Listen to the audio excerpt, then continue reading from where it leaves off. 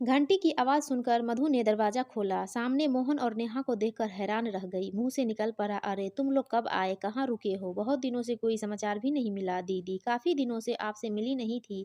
इन्हें दिल्ली एक सेमिनार में जाना है, आपसे मिलने की चाह लिए मैं भी इनके साथ चली आई। शाम को 6 बजे ट्रेन पकड़नी ही है। हालांकि समय कम है पर मिलने की इच्छा तो पूरी हो ही गई। नेहा ने मधु के पैर छूते हुए कहा, अच्छा किया।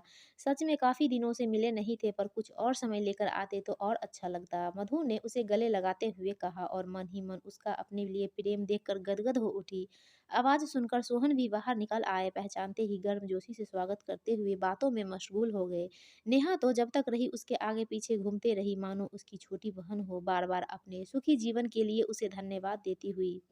अनेक बार की तरह उसने अब भी वही कहा था, इंसान अपना भविष्य खुद बनाता बिगाड़ता है, बाकी लोग तो सिर्फ जरिया होते हैं। यह तुम्हारा बड़प्पन है कि तुम अभी तक उस समय को नहीं भूली हो। दीदी बड़प्पन मेरा नहीं आपका है। आप उन लोगों में से है जो किसी के लिए बहुत कुछ करने के बाद भी भूल जाने में विश्वास रखते हैं।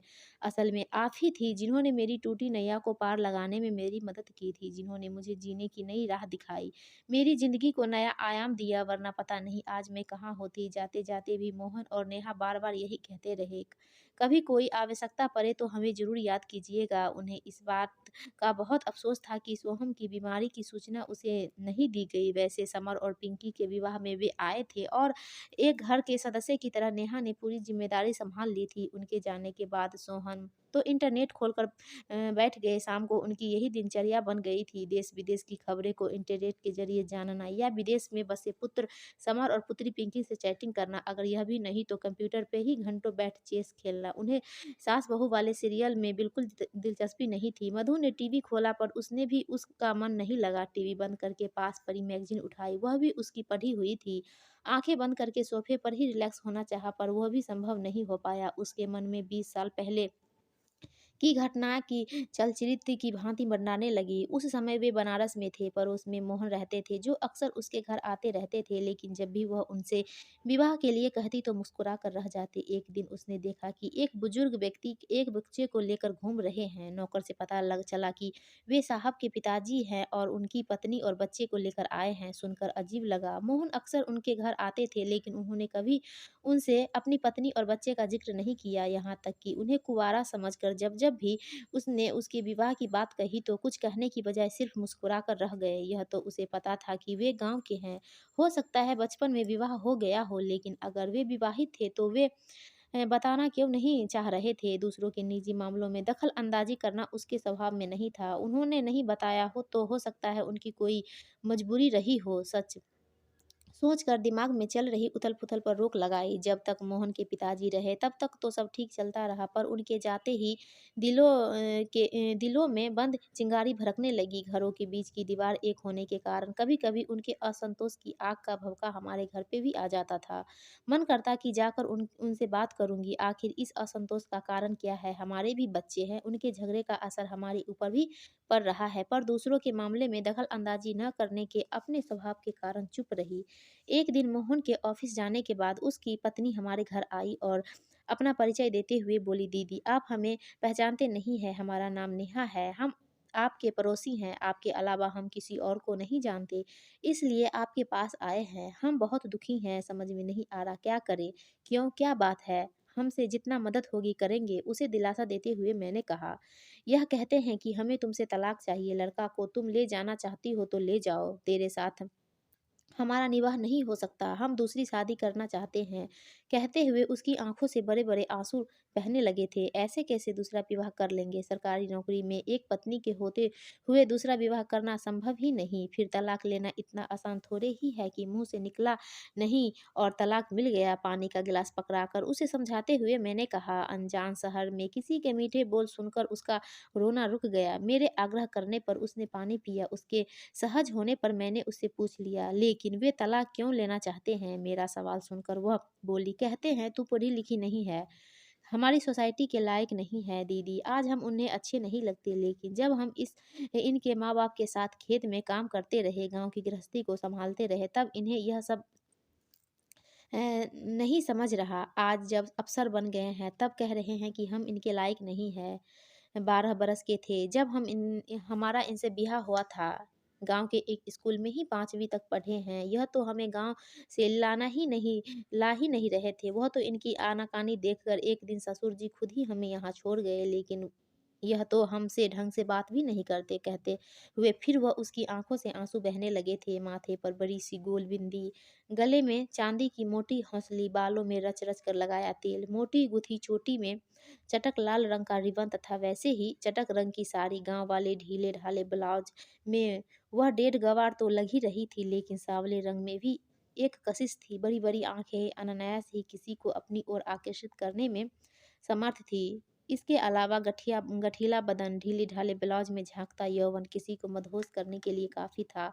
अगर वह अपने पहनने-ओढ़ने के ढंग तथा बातचीत करने के तरीके में थोड़ा सुधार ले आए तो निश्चित ही काया-पलट हो सकती थी। यह सोचकर मैंने उसे तसल्ली देते हुए कहा, अगर तुम उनके दिल में अपनी जगह बनाना चाहती हो तो तुम्हें अपनी पढ़ाई फिर से शुरू करनी होगी और अपने पहनने-ओढ़ने और बातचीत करने के लहजे में भी परिवर्तन लाना होगा। दीदी, आप जैसा कहेंगी हम वैसा करने को तैयार हैं, बस हमारी ज़िंदगी सँवर जाए। उसने मेरे पैर छूते हुए कहा, अरे! यह क्या कर रही हो? बड़ी हूँ इसलिए बस इतना चाहूँगी कि तुम्हारा जीवन सुखी रहे। मैं तुम्हें सहयोग तो दे सकती हूँ, पर कोशिश तुम्हें खुद ही करनी होगी। पहले तो यह कि वे चाहे कितना भी गुस्सा हो, तुम चुप रहो। वे एक बच्चे के पिता हैं, वे खुद भी अपने बच्चे को अपने से दूर नहीं करना चाहेंगे। इसलिए अगर तुम अपने आप में परिवर्तन ला पाओ तो कोई कारण नहीं कि वे तुम्हें स्वीकार न करें। आप ठीक कहत है दीदी, वह शुभम को बेहद चाहत है।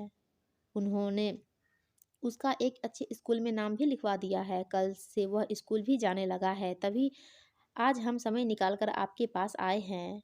अब कुछ किताबें मैं तुम्हें दे रही हूँ, उन्हें तुम पढ़ो। अगर कुछ समझ में न आए तो इस पेंसिल से वहाँ निशान बना देना, मैं समझा दूँगी। दोपहर में मैं खाली रहती हूँ, कल आ जाना। कुछ पारिवारिक पत्रिकाएँ पकड़ाते हुए मैंने नेहा से कहा, दीदी अब हम चलें, शुभम स्कूल से आने वाला होगा। कहते हुए वह उसके चेहरे पर संतोष की छाया थी। एक बार फिर उसने मेरे पैर छू लिए थे। मेरे प्यार भरे वचन सुनकर वह काफ़ी व्यवस्थित हो गई थी, पर फिर भी मन में भविष्य के प्रति अनिश्चितता थी। वैसे भी उसके चेहरे पर छिपी व्यथा ने मेरा मन कसैला कर दिया था। पहली मुलाकात में मोहन हमें काफ़ी भले इंसान लगे थे, पर पत्नी के साथ ऐसा बुरा व्यवहार, यहाँ तक कि दूसरे विवाह के लिए कोई बाधा उत्पन्न न हो, इसलिए अपने पुत्र से भी निजात पाना चाहते हैं। कैसे इंसान है वे, सच है। दुल्हन वही जो पिया मन भाए, पर विवाह कोई खेल तो नहीं। फिर इसमें इस मासूम की क्या दोष? अपने छोटे मासूम बच्चे के साथ अकेले वह कैसे अपनी ज़िंदगी गुजारेगी आखिर? एक पुरुष यह क्यों नहीं समझ पाता? कहीं उसका किसी और के साथ चक्कर तो नहीं है? एक आशंका मेरे मन में उमड़ी। नहीं, नहीं, मोहन ऐसे नहीं हो सकते। अगर ऐसा होता तो शुभम का दाखिला यहाँ नहीं करवाते। शायद अपनी अनपढ़ गँवार बीवी को देखकर वे हीन भावना के शिकार हो गए हैं और इससे उपजी कुंठा उनसे वह सब करवा देती है जो शायद आमतौर से वे न कहते। लेकिन अगर ऐसा है तो वे खुद कुछ कोशिश कर उसमें परिवर्तन ला सकते हैं, उसे पढ़ा सकते हैं। कई उत्तरित सवाल लिए मैं किचन में चली गई, क्योंकि बच्चों का स्कूल से आने का समय हो रहा था। दूसरे दिन नेहा आई तो काफ़ी उत्साहित थी। उसने एक कहानी पढ़ी थी। हालांकि वह उसे पूरी तरह समझ नहीं पाई थी, पर उसके लिए इतना ही काफ़ी था कि उसने पढ़ने का प्रयत्न किया। कुछ शब्द जो वह समझ नहीं पाई थी, वह उसमें मेरे कहे मुताबिक पेंसिल से निशान बना दिए थे। उन्हें मैंने उसे समझाया। उसके सीखने का उत्साह देख मैं हैरान थी। कुछ ही दिनों में बातचीत में परिवर्तन स्पष्ट नज़र आने लगा था। थोड़ा आत्मविश्वास भी उसमें झलकने लगा था। एक दिन उसको साथ लेकर मैं ब्यूटी पार्लर गई। फिर कुछ साड़ियाँ खरीदवा कर ब्लाउज सिलवाने दे आई। कुछ आर्टिफिशियल ज्वेलरी भी खरीदवाई। मेकअप का सामान खरीदवाने के साथ उसे उपयोग करना बताया। साड़ी बांधने का तरीका बताया। जूड़ा बनाने का तरीका बताते हुए तेल कम लगाने का सुझाव दिया। खुश तो इस बात की थी कि वह मेरे सारे सुझाव को ध्यान से सुनती और उन पर अमल करती। वैसे भी अगर शिष्य को सीखने की इच्छा होती है तो गुरु को भी उसे सिखाने में आनंद आता है। एक दिन वह आई तो बेहद खुश थी। कारण पूछा तो बोली, दीदी कल हम आपकी खरीदवाई साड़ी पहनकर इनका इंतजार कर रहे थे। अंदर घुसे तो पहली बार ये हमें देखते ही रह गए। फिर पूछा कि इतना परिवर्तन तुम्हारे अंदर कैसे आया? जब आपका नाम बताया तो गदगद हो उठे। कल इन्होंने हमें प्यार भी किया। कहते-कहते वह शर्मा उठी थी। नैन नक्श तो कटीले थे ही, हल्के मेकअप तथा सलीके से पहने कपड़ों में उसके व्यक्तित्व में निखार आता जा रहा था। मोहन भी उसमें आते परिवर्तन से खुश थे। अब वह हर रोज़ शाम को ढंग से सज संवर कर उसका इंतज़ार करती। यही कारण था कि जहाँ पहले वे उसकी ओर ध्यान ही नहीं देते थे, अब उन्होंने उसके लिए अनेक साड़ियाँ खरीदवा दी थी। एक बार मोहन स्वयं मेरे पास आकर मुझे धन्यवाद देते हुए बोले थे, दीदी मैं आपका एहसान ज़िंदगी भर नहीं भूलूँगा। मैं तो सोच भी नहीं सकता था कि किसी इंसान में इतना परिवर्तन भी आ सकता है। मोहन भाई, दरअसल मुझसे ज़्यादा धन्यवाद की पात्र नेहा है। उसने यह सब तुझे पाने के लिए किया। वह तुम्हें बहुत चाहती है। इसके बाद दोनों के बीच की दूरियाँ घटती गई। कभी-कभी वे घूमने भी जाने लगे थे। मैं यह सब देखकर बहुत खुश थी। एक दिन अपने पुत्र शुभम की अंग्रेजी की पुस्तक लाकर वह बोली, दीदी इनमें इनसे पूछने में शर्म आती है। अगर आप ही थोड़ी देर पढ़ा दिया करे तो मेरे हाँ कहते ही कहने पर वह प्रशंसा से पागल हो उठी। बोली, दीदी आपने मेरे जीवन में खुशियाँ ही खुशियाँ बिखेर दी है। न जाने आपकी गुरु दक्षिणा मैं कैसे चुका पाऊंगी। अरे पगली, अगर सचमुच मुझे अपना गुरु मानती है तो अपनी पढ़ाई पर ध्यान लगा। एक गुरु के लिए यही काफ़ी है कि उसका शिष्य जीवन में सफल रहे। सचमुच कुछ महीने के अंदर ही उसने सामान्य बोलचाल के शब्द लिखना पढ़ना सीख लिए थे। कहीं-कहीं अंग्रेजी के शब्दों तथा वाक्यों का प्रयोग भी करने लगी थी। वैसे भी भाषा इस्तेमाल करने से ही सजती-संवरती और निखरती है। तभी मोहन मोहन का ट्रांसफ़र हो गया।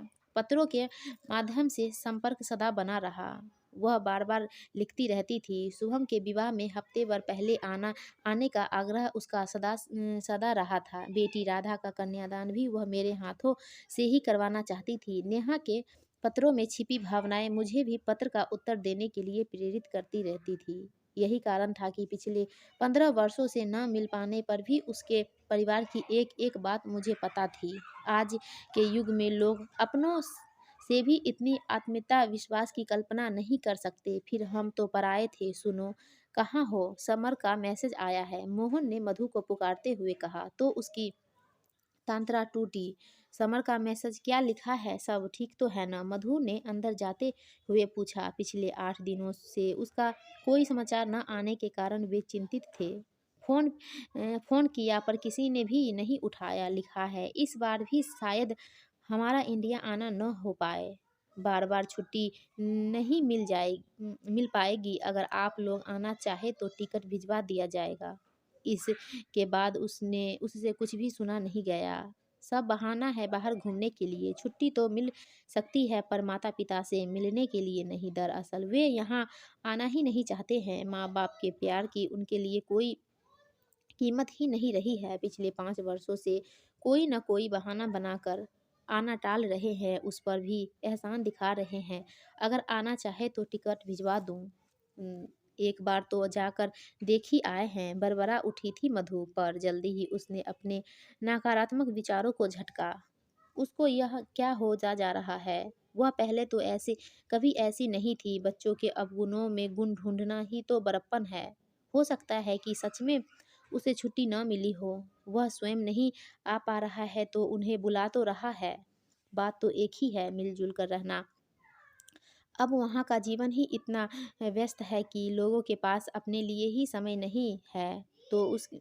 तो उसमें उनका क्या दोस्त? फिर भी उसे न जाने क्यों लगने लगा था कि सच में कभी-कभी कुछ लोग अपने न होते हुए भी बेहद अपने बन जाते हैं। दोस्तों, आपको यह कहानी अच्छी लगी हो तो प्लीज़ हमारे वीडियो को लाइक कीजिए और चैनल को सब्सक्राइब